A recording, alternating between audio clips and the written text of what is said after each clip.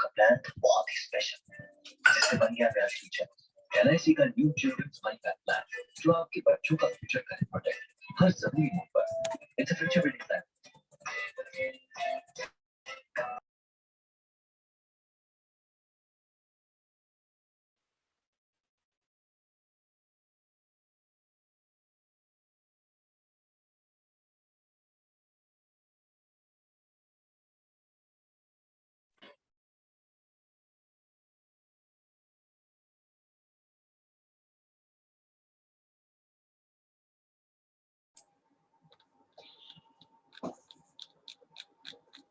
Hello Yes, sir. Hello hello hello Yes, ma'am.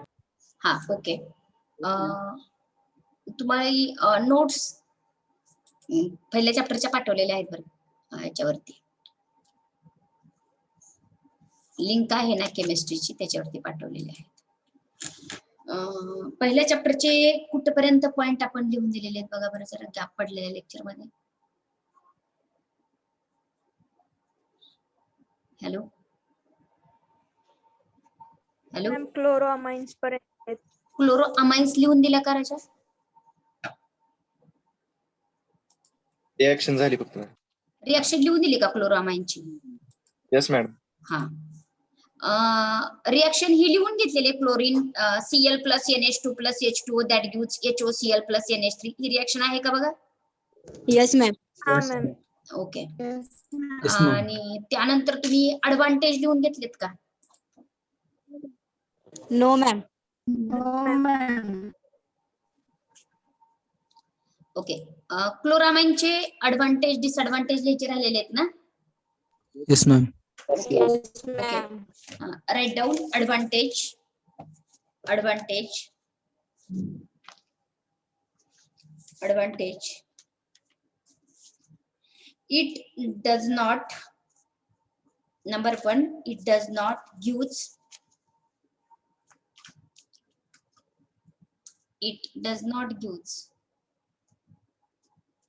bad taste and odor to the water it does not give bad taste and odor to the water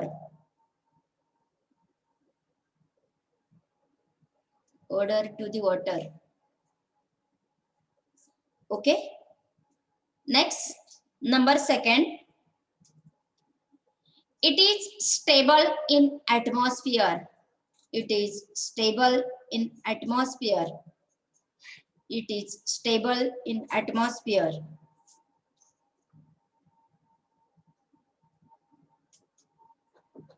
number 3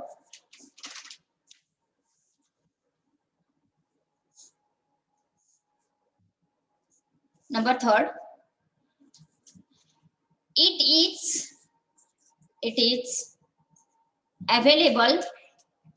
is available in the form of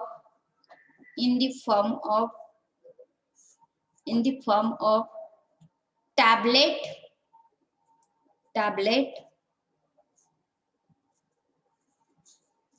the form of tablet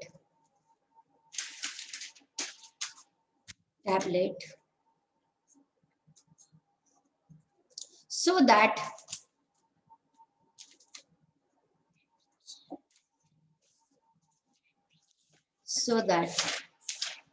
individual म्हणजे एकटा individual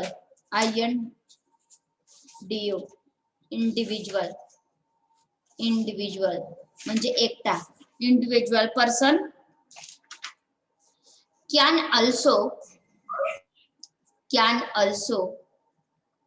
use it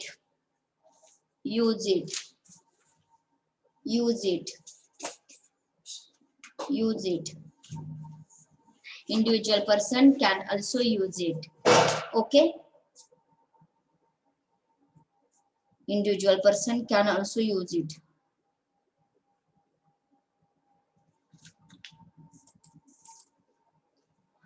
This is advantage.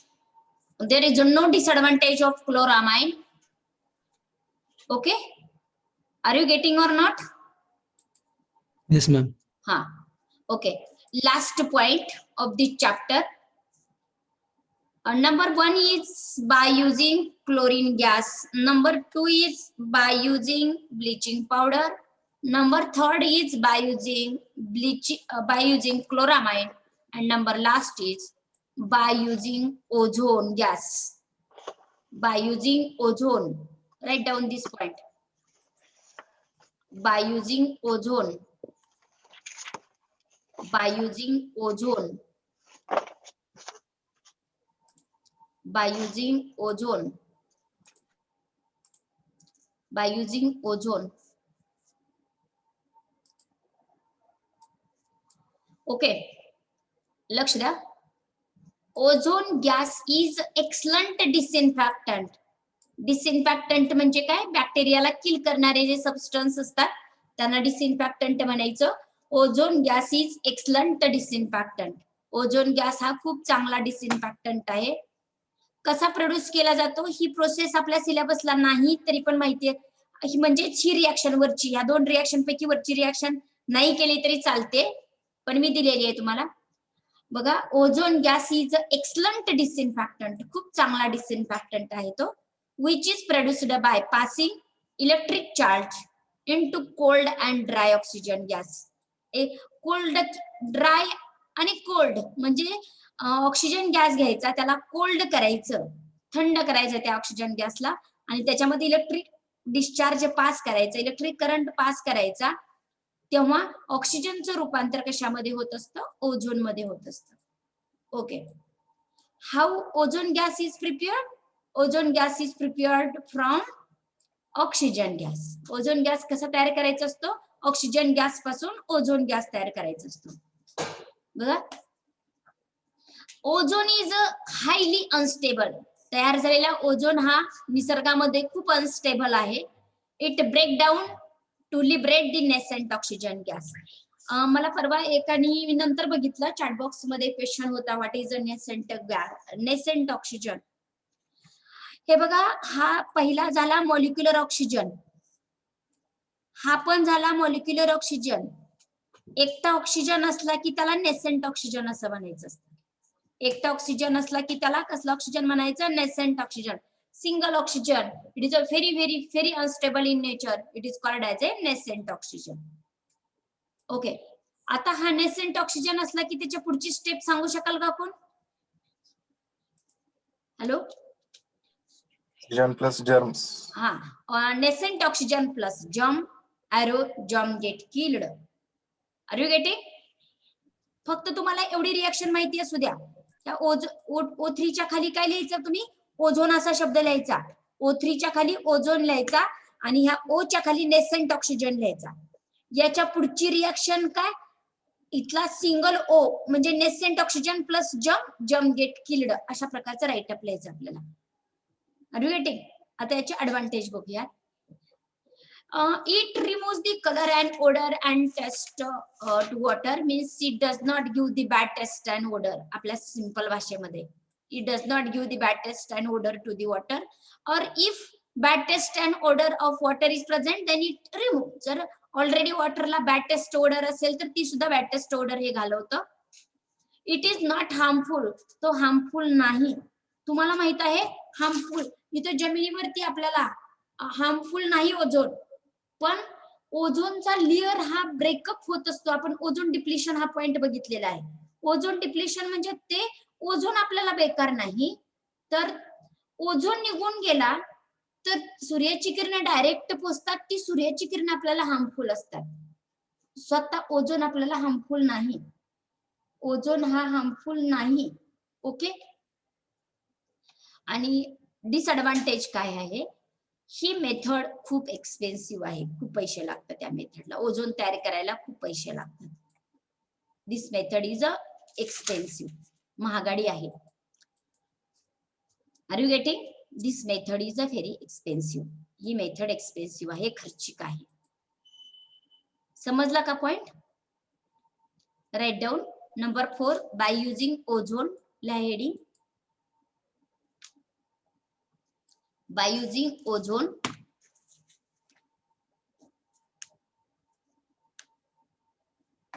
first sentence, ozone gas is excellent disinfectant. Write this sentence, ozone gas is excellent disinfectant. Ozone gas is excellent disinfectant. Ozone gas is excellent disinfectant.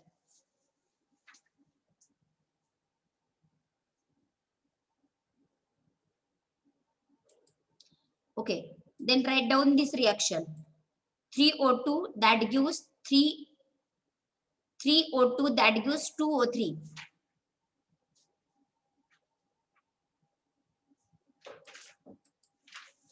ह्या O2 च्या खाली लिहा oxygen gas. या O2 च्या खाली लिहा oxygen gas. या O3 च्या खाली लिहा ozone gas. Ozone gas.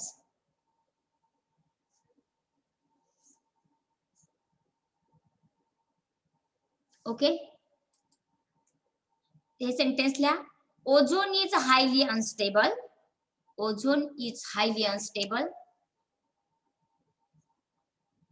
and breakdown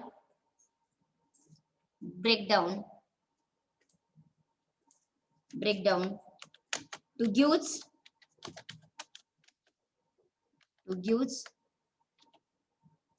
nascent oxygen.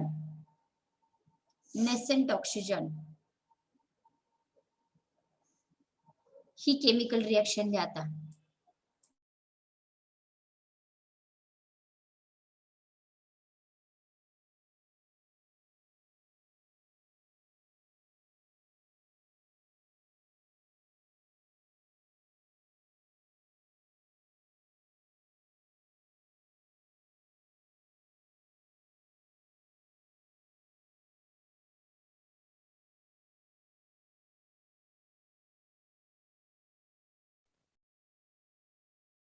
Okay, O3 च्या खाली लिहा ओझोन गॅस.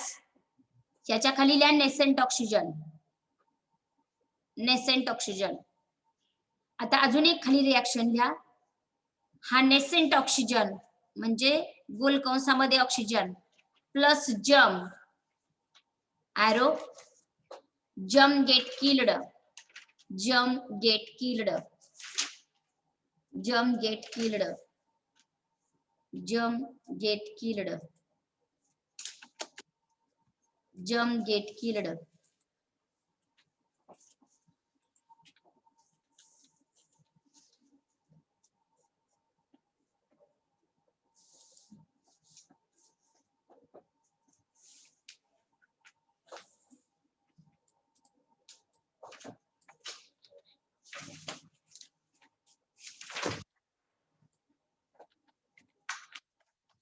डिसएडव्हान्टेज मध्ये लिहा. ऍडव्हान्टेज, त्याचाच advantage. It does not use bad taste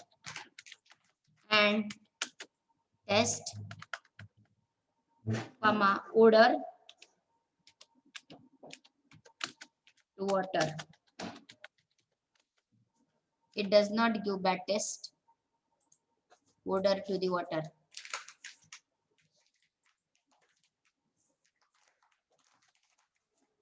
Not harmful.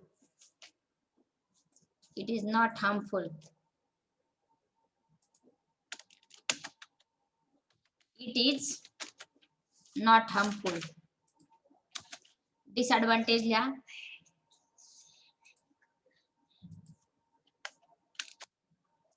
This method is. Hello ma'am, हाँ बोला. मैं फर्स्ट एडवांटेज से ऑर्डर स्पेलिंग चुकले. ODO. हाँ, odor. ODOUR. Odor to water. It does not give bad taste odor to the water. It is not harmful. Disadvantage: this method is quite expensive. This method is quite expensive.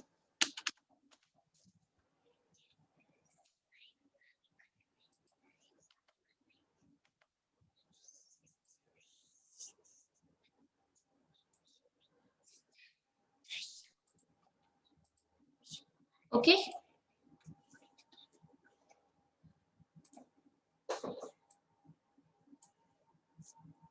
Poonam Patole. Poonam. Prathamesh Ghongade. Ghongade Prathamesh. Prathamesh Ghongade. Prathamesh. Prathamesh Ghongade. Yes, Okay. madam. हा. What is chemical formula of ozone? O3. Okay. O3 decomposes to use dash dash, which is used to kill the bacteria. Ozone decomposes to use the dash dash, which kill the bacteria. O2 plus O oxygen, nascent oxygen. Okay, nice. All of them, are you getting this point? Are you getting this point? सर्वांना समजलं Yes, का? ma'am. हा, याच्यातल्या फक्त reaction करायच्या. Okay. Chapter संपलेला आहे, पहिला chapter. आपण नेक्स्ट चॅप्टर चालू करणार आहोत. त्याच्या अगोदर थोडेसा इन्स्ट्रक्शन देते. त्याच्या अगोदर थोडीशी माहिती सांगते. ISC स्टार्ट होणार आहे. सर्वांनी नोटीस बघितलेली असेल.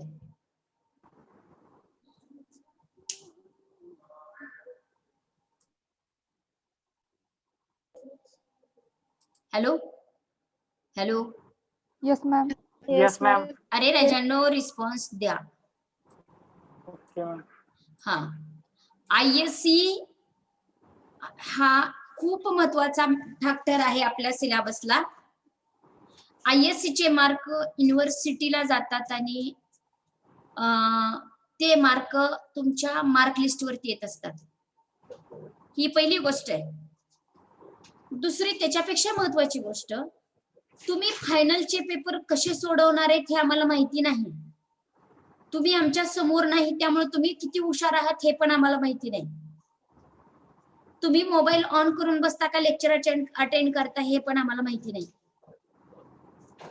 जेवढं डोळे बंद करून अनालिसिस होते तेवढं अनालिसिस केलं जातं ऑनलाईन मध्ये, असं मला वाटतं.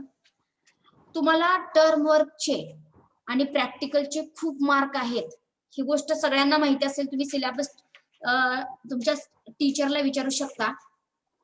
हे बघा, तुम्हाला केमिस्ट्रीचे 25 मार्क प्रॅक्टिकलला आहेत.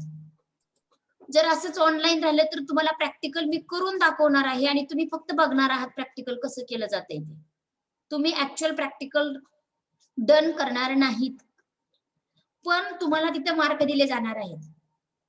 तुम्ही प्रॅक्टिकल किती सिरियसनेसने बघितलं हे आम्हाला माहिती नसणार आहे. तर तुमचं अनालिसिस सगळ्याच सब्जेक्टचं कुठे होणार आहे? तुमच्या ISCच्या मार्कावरून होणार आहे.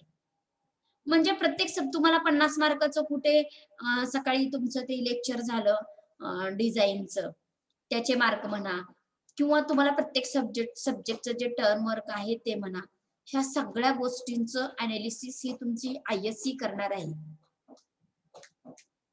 Are you getting? तुम्हाला जर ISC ला जर कमी मार्क पडत असतील तर मी डोळे झाकून सांगते त्या मुलाला फायनलचे पण मार्क कमी पडणार आहे. कारण हे तुमचे टर्म वर्कचे मार्क म्हणा, तुमचे प्रॅक्टिकलचे मार्क म्हणा, हे तुमचे फुकटचे मार्क आहेत.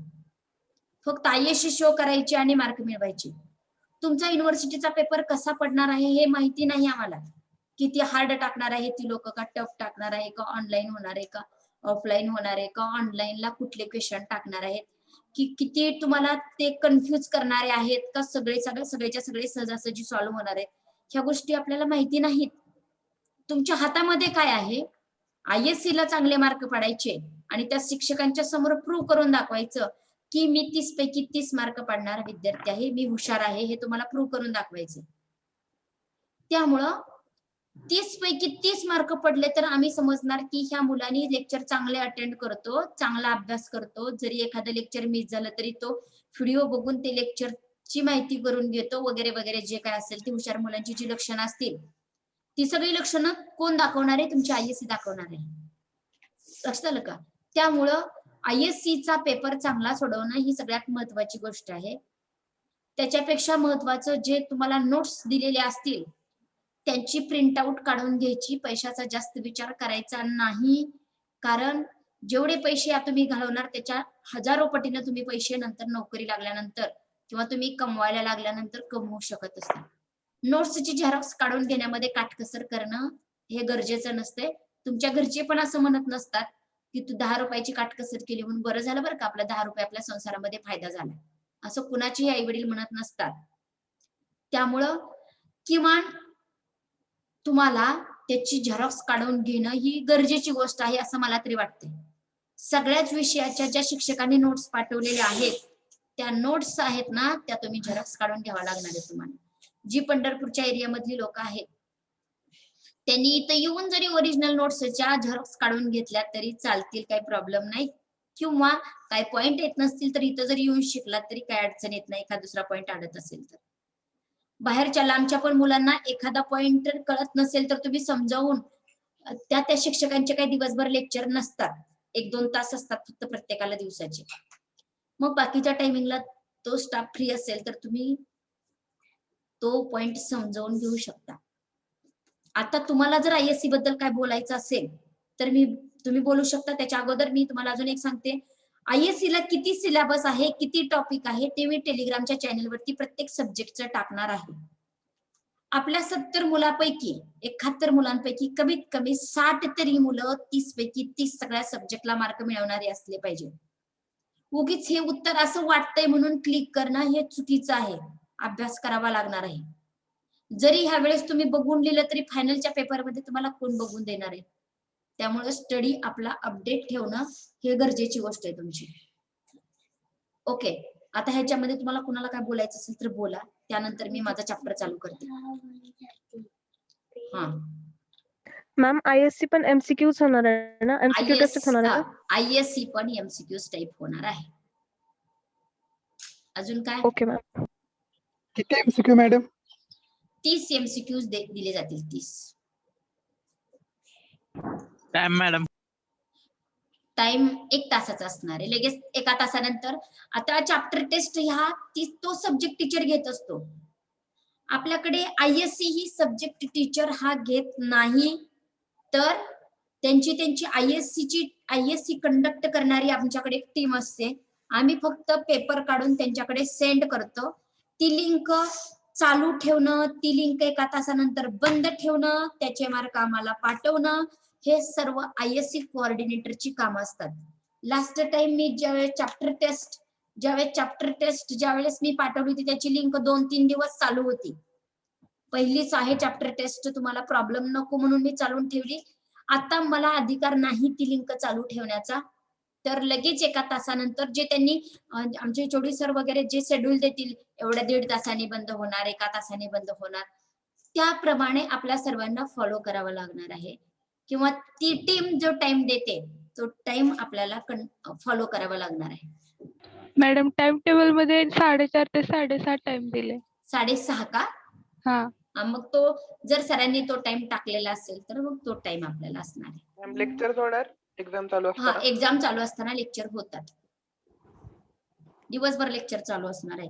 म्हणजे आपली रेग्युलर जरी आमची ISC इतक्या दिवस वर्षानुवर्ष ज्यावेळेस ISC चालू असायच्या ना, त्या ISC सकाळी 9 ते 11 असायच्या आणि 11 पासून पुढे आपले लेक्चर असायचे, कारण सिलेबस खूप आहे ना रे.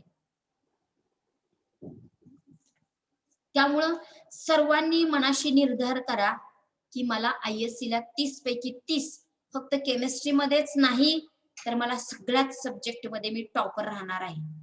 आता मात्र तुमची चॅप्टर टेस्टला नसते कॉम्पिटिशन, आता मात्र डिव्हिजनची कॉम्पिटिशन असते की कुणाच्या डिव्हिजन मधली मुलं ही जास्तीत जास्त आउट ऑफ आउट मार्क घेतात.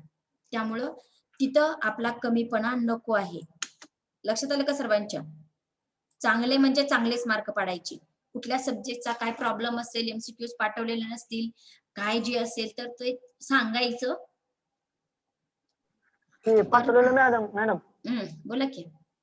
पाठवलेलं MCQ त्याचा अभ्यास करायचा ना. नाही नाही, तुम्हाला नोट्स वर्गात दिले जातात ना, त्याचा अभ्यास करायचा आहे जण. ठीक आहे. अरे ते नोट्स, ते एमसीक्यूचं तर कोणी पण छोट्या मुलाला जरी पहिली दुसरीच्या दिली तर ते क्लिक करतील की तिथलं बघून. ते तुम्हाला रेफरन्सिंगला असणार आहे. ते एमसीक्यू सोडून एखादा सब्जेक्ट टीचर मधले पण एमसीक्यू कुठले पण विचारू शकेल ना. त्यामुळं कंडिशन नाही. आणि फायनलच्या पेपरमध्ये काही इथलेच एमसीक्यूज येणार आहेत का आपले? नाही, दुसरी पण एमसीक्यू येऊ शकते. त्यामुळे आपला स्टडी अपडेट राहण्यासाठी तुम्हाला गरजच आहे सगळाच अभ्यास करणं. Are you getting? Yes ma'am. Yes ma'am. Okay, let us start. आपल्या ISC ला 2 चॅप्टर असणार आहे. पहिला चॅप्टर वॉटर टेक्नॉलॉजी किंवा वॉटर केमिस्ट्री, आणि दुसरा चॅप्टर हा लुब्रिकंट असणार आहे. आजची डेट टाका, नवीन पेज वरती चॅप्टर चालू करा लुब्रिकंट.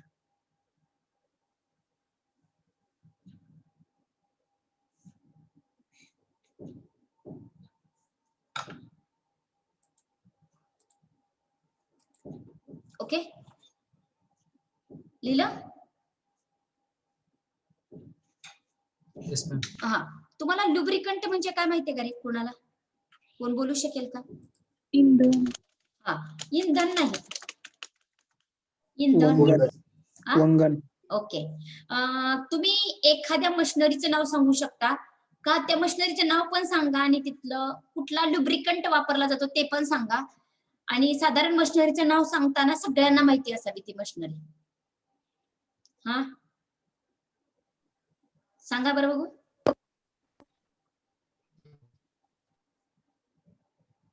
फ्रॉम बॉयज साइड, तुमच्या ज्या गाड्या असतात त्या गाड्याला ऑइलिंग केलं जातं का? Yes ma'am. हा, ऑइलिंग केलं जातं.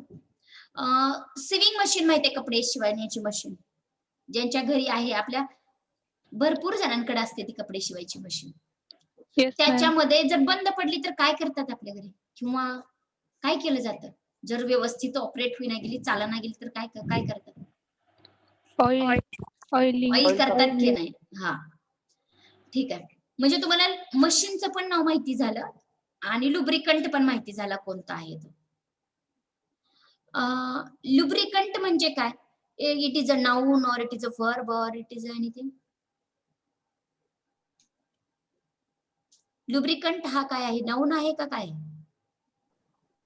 नाउन. Common noun. हा, मीन्स ती एखादी वस्तू आहे का एखाद्याला दिलेलं काय दुसरे काय आहे ते? लुब्रिकंट म्हणजे एखादा सबस्टन्स आहे. ओके, अशी कोणती मशिनरी आहे का की जी 2 सरफेसच्या मध्ये टाकलेलं नाही, असं लुब्रिकंट आहे का कोणतं? असं लुब्रिकंट आपण टाकतो का की जिथं 2 सरफेस एकत्रित आलेले नाही? असं टाकलं जातं का लुब्रिकंट? नाही. लुब्रिकंट ऍड करत असताना तिथं 2 मेटॅलिक सरफेसचा कॉन्टॅक्ट येत असतो. 2 मेटॅलिक सरफेस एकमेकावरती असे घासत असतात आणि त्या दोन्ही घासणाऱ्या सरफेसच्या मध्ये आपण लुब्रिकंट ऍड करत असतो. लुब्रिकंट म्हणजे की सबस्टन्स 2 स्लाइडिंग सरफेस किंवा 2 मूविंग सरफेस और मूविंग सरफेस और 2 rubbing surface. Lubricant is a substance placed between 2 sliding or 2 moving or 2 rubbing metallic surface. आता का टाकले जातात हे सांगायचं अर्ध्या राहिलेल्या डेफिनेशन मध्ये. का टाकलं जातं हे बघा, इमॅजिन करा, मी फिगर नाही काढत. 2 मेटलचे सरफेस तुमच्या डोळ्यासमोर आणा. 2 मेटलचे सरफेस, 2 एनी 2 मेटॅलिक सरफेस. हे बघा, इथं आहे फिगर. हा कर्सर दिसते सर्वांना? हा एक मेटलचा सरफेस आहे आणि हा एक मेटलचा सरफेस आहे. कुठलेही मेटलचे सरफेस जर तुम्ही मायक्रोस्कोप खाली पाहिले तर कुठलेही दोन्ही सरफेस कुठलेही सरफेस हे 100% स्मूथ नसतात. जर आपण एखाद्या मेटल म्हणजेच एखादा धातू, उदाहरणार्थ लोखंड, कॉपर, अल्युमिनियम, हे जर मायक्रोस्कोप खाली त्यांचे सरफेस बघितले तर 100% स्मूथ नसतात. तर त्याच्यावरती उंच खोलगे हे बघा इथं काढलेलं आहे, अशा प्रकारे उंच खोलगे असतात त्याच्यामध्ये. जर मायक्रोस्कोप खाली पाहिलं तर असे उंच खोलगे असतात मेटलच्या सरफेसवरती. मग ते दोन सरफेस ज्यावेळेस हा वरून एक सरफेस आहे, खालच्या साईडला एक सरफेस आहे, ज्यावेळेस घासले जातात एकमेकावरती म्हणजेच मूव्ह होतात, ज्यावेळेस स्लाइड होतात, त्यावेळेस तुम्ही तुमचे 2 हाताचे तळवे एकमेकावरती घासा. त्यावेळेस ज्यावेळेस आपण घासतो त्यावेळेस जर दोन्ही सरफेस जर स्मूथ नसतील, आपल्या दोन्ही हाताचे तळवे हे स्मूथ नाहीत, ज्यावेळेस ते स्मूथ नसतील त्यावेळेस हे वरच्या मुव्हिंग सरफेसचा जो पीक आहे, मुव्हिंग सरफेसचा जो पीक आहे तो खालच्या मुव्हिंग सरफेसच्या व्हॅलीच्या तिथं येतो. त्यावेळेस एकमेकांमध्ये असे ते सरफेस हे अडकले जातात. म्हणजे समजा हे बघा मी खालच्याचा फक्त हा सरफेस काढलेला आहे, खालच्या मुव्हिंग मेटलचा सरफेस काढलेला आहे. म्हणजे हे बघा इथं हा मेटल आहे ना, याची ही फिगर काढलेली आहे, एकदम वरची फिगर काढलेली आहे, म्हणजे खालच्या मेटलच्या वरच्या सरफेसची फिगर काढलेली आहे. अशी सेम फिगर वरच्या सरफेसची पण असणार आहे. आपण ज्यावेळेस मूव्ह करतो त्यावेळेस हा वरच्याचा सरफेस हा खालच्या सरफेसला विरोध निर्माण करत असतो. विरोध निर्माण केल्यामुळं फ्रिक्शन होत असतं. समजलं का रे मी काय बोलते ते? Hello, yes ma'am. काय कळालं सांगा बरं, अजून एकदा सांगा. वरच्या सरफेसचा पीक जेव्हा खालच्या सरफेसच्या व्हॅलीमध्ये अडतो तेव्हा ते फ्रिक्शनमुळे रेझिस्टंट निर्माण होतो. Very good, nice. What is your name? Gholve ma'am, Harshada Gholve. Okay. प्रत्येक मेटलला वरचा सरफेस असू द्या नाहीतर वरच्या मेटल असू द्या नाहीतर खालच्या मेटल असू द्या, दोघांच्या ह्या सरफेसला पीक आणि व्हॅली असतात. ज्यावेळेस मेटल मूव्ह होत असतो त्यावेळेस एकाची पीक आणि दुसऱ्याची व्हॅली अशी पॅक बसते. पॅक बसल्यामुळं पुढे जायला विरोध निर्माण होतो, म्हणजे रेजिस्टन्स डेव्हलप होत असतं. म्हणजे काय होतं, रेजिस्टन्स डेव्हलप होत असतं आणि त्यामुळं रेजिस्टन्स डेव्हलप झाल्यामुळं असं फ्रिक्शन घडतं, घर्षण घडत असतं त्यामध्ये, आणि म्हणूनच तर हीट निर्माण होते. तुम्ही दोन्ही हाताचे तळवे एकमेकावरती घासून बघा, हीट निर्माण होते का नाही. कारण एक पीक दुसरी व्हॅली एकमेकांमध्ये अडकत असतात, आपल्याला असं दिसत नाही पण मायक्रोस्कोप खाली पाहिलं तर दिसत असतं ते. हर्षदा अजून एकदा सांग same sentence. Yes ma'am. Repeat the same sentence in English और इन मराठी. नॉर्मली. वरच्या सरफेसचे पीक म्हणजे जेव्हा ते मूव्ह होत असतं मेटल सरफेस, तेव्हा वरच्या सरफेसचे पीक खालच्या सरफेसच्या व्हॅलीमध्ये जेव्हा अडकतात तेव्हा ते फ्रिक्शन होतं त्यामध्ये, त्यामुळे रेजिस्टन्स निर्माण होतो. अडकल्यामुळे पुढे मूव्ह व्हायला प्रॉब्लेम निर्माण होत असतात, त्याला मूव्ह व्हायला प्रॉब्लेम निर्माण होत असतो. Are you getting? सर्वांना समजलं का रे? Yes ma'am. कारण चॅप्टर संपेपर्यंत मी फ्रिक्शन असा शब्द माझा रिपीटच होणार आहे, त्यावेळेस तुम्हाला प्रॉब्लेम नको. आता चला डेफिनेशन कडे जाऊयात आपण. Lubricant is a substance placed between two sliding, moving or rubbing metallic surface. Between two शब्द कोणासाठी वापरलाय? Two metallic surface. का ऍड केला आपण lubricant? To reduce the frictional resistance. कशासाठी ऍड केला? Frictional resistance. आता अजून मी फिगर कडे जाणार. फ्रिक्शनल रेजिस्टन्स का रिड्यूस झालं ते सांगते. हे बघा, आता लुब्रिकंट टाकला. लुब्रिकंट टाकल्यानंतर लुब्रिकंट काय करतो? ही व्हॅली पूर्णपणे भरून टाकतो. व्हॅली पूर्णपणे भरली जाते. आता वरच्या मेटलचा सरफेस कुठून पळणार? ह्या व्हॅलीमध्ये जाणार का? नाही. वरच्याचा पीक ह्या व्हॅलीमध्ये अडकणार का? नाही. का नाही अडकणार? तर ही व्हॅली पूर्णपणे भरलेली आहे. कशाने? लुब्रिकंटने भरलेली. Are you getting? Yes, ma'am. मी तुम्हाला दुसरं एक्झाम्पल सांगणार. इथे एक पीक आहे, इथे एक पीक आहे, इथं व्हॅली आहे. तुम्हाला इथून इथं जायचंय. जर इथं व्हॅली असेल तर तुम्हाला कंपल्सरी इथं उतरावं लागेल आणि नंतर वरती चढावं लागेल आणि नंतर मग तुम्ही पार करू शकाल. Am I correct? पण इथं जर ह्या व्हॅलीच्या आणि ह्या व्हॅलीच्या मध्ये मातीने पूर्णपणे जर ही व्हॅली भरून घेतली तर तुमचा मार्ग हा सोपा होईल ना. खाली अडकण्याची गरजच नाही तुम्हाला, खाली उतरण्याची गरजच नाही. त्याप्रमाणे जर लुब्रिकंट जर टाकला तर ही व्हॅली पूर्णपणे भरल्या जातात. त्यामुळं मार्ग रिकामा होतो वरच्यावरी.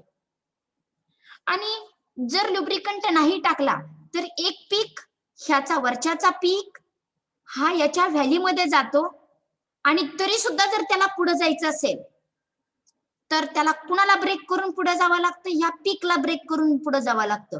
त्यामुळे मेटलचं घर्षण होतं. घर्षण झालं की वरचा सरफेस एरिया कमी होणार. घर्षण झालं की सरफेस एरिया कमी होणार. कळालं का? Yes hello? Ma'am. Yes, ma'am. Yes, ma'am. हा, जास्त वेळ घालवायला नको. कळालं असेल तर आपण पुढे जाऊयात. Are you getting? मेटलचे सरफेस का कमी होतात? जर लुब्रिकंट नाही वापरलं तर सरफेस का कमी होतात? कळालं का? कारण ह्याचा पीक ह्याच्या पीकला मोडून टाकतो पुढे जाण्यासाठी. त्यामुळे मेटलची वरचा सरफेस कमी होतो. अजून खालच्या सरफेसची पीक व्हॅली तयार होतात, ते पण मोडले जातात. अजून खालच्या सरफेसची पीक व्हॅली तयार होतात. त्यामुळं नाही जर लुब्रिकंट वापरला तर मेटलचे सरफेस हे कमी कमी कमी कमी होत जातात. Are you getting? Okay. Then Yes. we will go to definition of lubricant. अर्धा पार्ट डेफिनेशनचा आहे ना, तो लुब्रिकंट वापरला तर काय होतं ह्याचा आहे. आणि अर्धा पार्ट असा आहे की लुब्रिकंट कुठे वापरायचा. कुठे वापरायचं lubricant? Lubricant is a substance placed between two sliding or moving surface.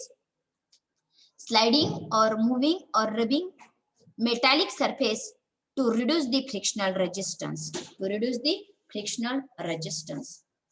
Are you getting this definition? Yes, ma'am. What is the Yes, ma'am. definition? What is the definition? Lubricant is substance Placed between. to substance Sliding placed or between moving metallic surface To reduce frictional resistance. to reduce the frictional Resistance. resistance. Are you getting? Yes, ma'am. लिहा मग ही definition पटपट लिहून घ्या.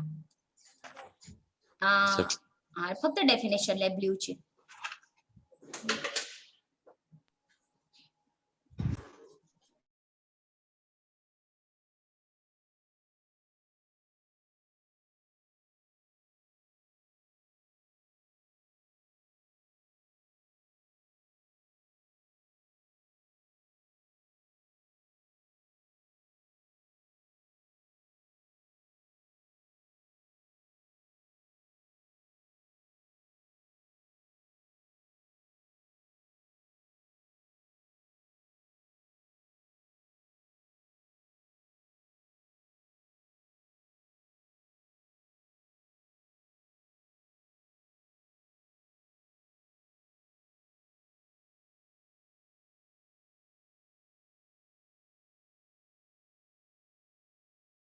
Is it over?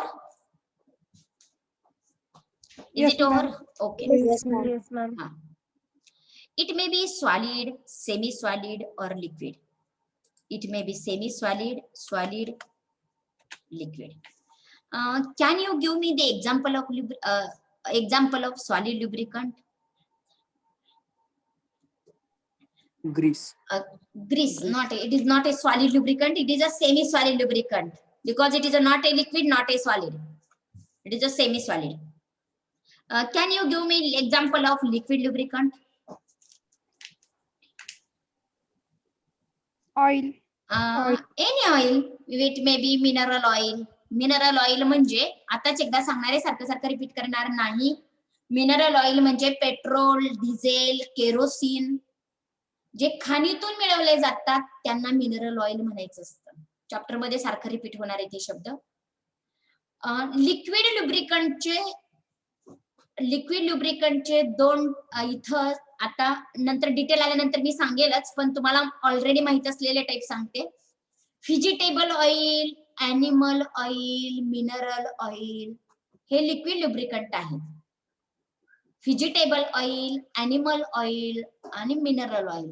Vegetable oil means soybean oil, coconut oil etc. Animal oil means fish oil. Are you getting? And mineral oil means petrol, diesel, kerosene, etc. Then a semi-solid lubricant. Grease is a semi-solid lubricant. Then solid lubricant, graphite and molybdenum is a solid lubricant. Road रोलरच्या machine ह्या असतात ना त्याच्यासाठी वगैरे ग्राफाइड म्हणजेच कार्बनची कोळशाची बारीक बारीक केलेली पावडर वापरली जाते, ते झाले solid lubricant. Are you getting? इथे हे सेंटेन्स लिहा. It may be solid, semi solid, liquid. It may be solid, semi solid, liquid. लिहा हे sentence. It may be solid, semi solid, liquid.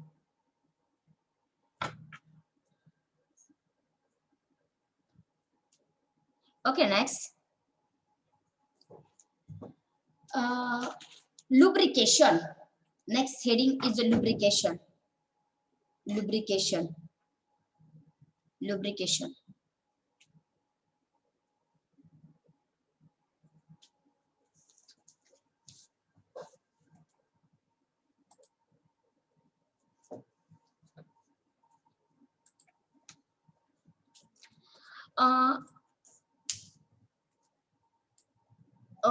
Science मध्ये TION आलं ना, ती प्रोसेस असते. प्रोसेस.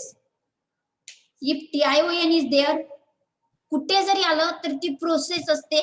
त्या डेफिनेशनची सुरुवात प्रोसेस या शब्दाने केली जाते. बघा, लुब्रिकेशन.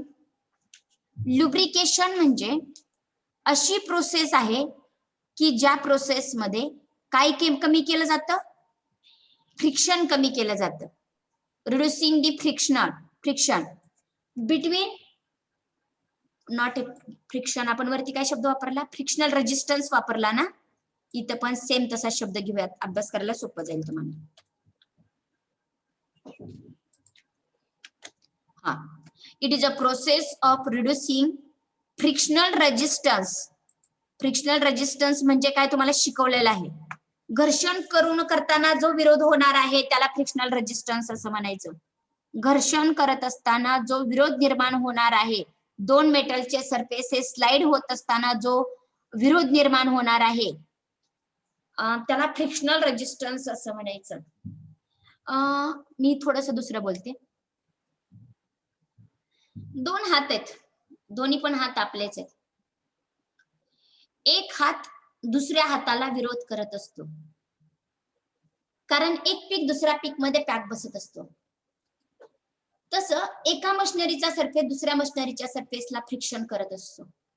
थोडक्यात आपलाच मेंबर आपल्याला विरोध करत असतो. आपलाच मेंबर आपल्याला विरोध करत असतो.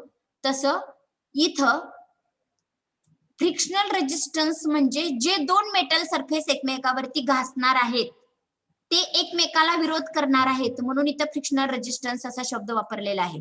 It is a process of reducing. काय रिड्यूस करायचं? फ्रिक्शनल रेजिस्टन्स रिड्यूस करायचंय. कुठलं फ्रिक्शनल रेजिस्टन्स रिड्यूस करायचंय? टू मेटॅलिक सरफेस मध्ये.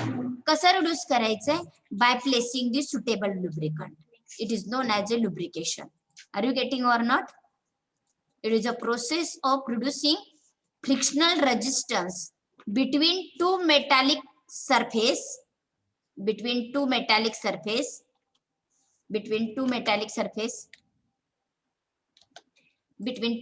sliding surface by placing the suitable lubricant is known as lubrication. Are you getting? Right. Hello, समजली का definition? समजली का definition? Yes, ma'am. Okay, write करा, write करून घ्या. It is a process of producing frictional resistance between two metallic surface by placing the suitable lubricant. Suitable lubricant हा शब्द का वापरलाय? कारण रोड रोलरच्या मशीन मध्ये जो लुब्रिकंट वापरला जातो ते आपल्या घड्याळाच्या मशीन मध्ये वापरला जात नाही. तो लुब्रिकंट आपल्या फ्रीज मध्ये वापरला जात नाही. मशिनरी बदलली की लुब्रिकंट बदलतो, म्हणून इथं सुटेबल असा शब्द टाकलेला आहे. ओके,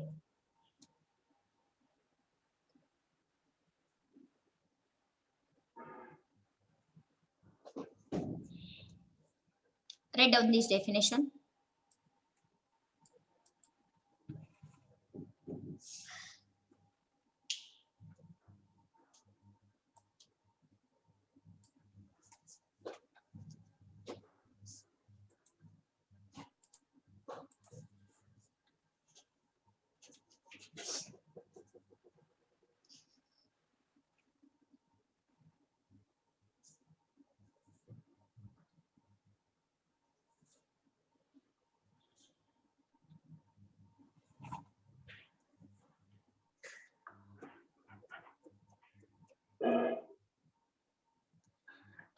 लक्ष द्या.